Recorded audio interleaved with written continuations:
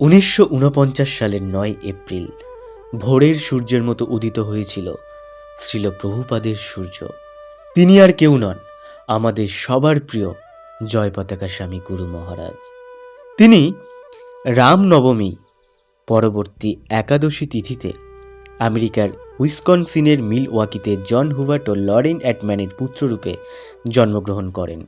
তার নাম ছিল জন গর্ডন অ্যাটম্যান।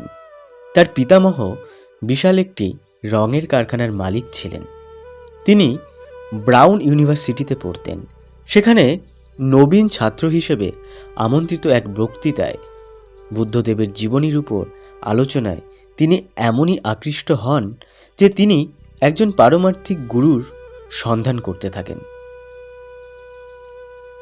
একদিন আন্তর্জাতিক কৃষ্ণ ভাবনামৃত সংঘের অর্থাৎ ইস্কন প্রতিষ্ঠাতা আচার্য কৃষ্ণ কৃপাশ্রী মূর্তি অভয়চরণ ভক্তি বেদান্ত স্বামী প্রভুপাদের শিষ্যদেরকে পার্কে কীর্তন ও ব্যাক টু গডহেড পত্রিকা বিতরণ করতে দেখলেন এবং কপালে অঙ্কিত তিলক দেখে অবাক হয়ে গেলেন।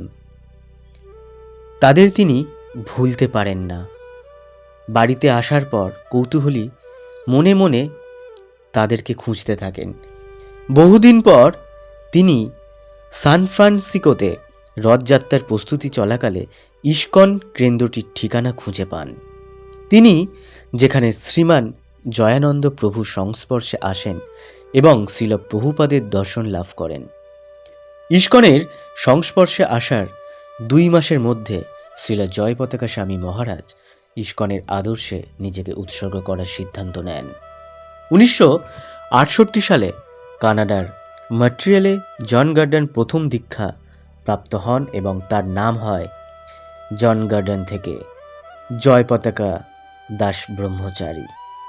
অতি শীঘ্রই নিউ ইয়র্কে তিনি দ্বিতীয় দীক্ষায় গ্রহণ করেন। 1970 সালে কলকাতায় রাধা অষ্টমীর পুণ্যতিথিতে শ্রীল প্রভুপাদ অগ্নিযজ্ঞানুষ্ঠানের মাধ্যমে সন্ন্যাস দীক্ষা প্রদান করেন এবং জয় পতাকা দাস থেকে জয় পতাকা স্বামী নামে পরিচিতি লাভ করেন।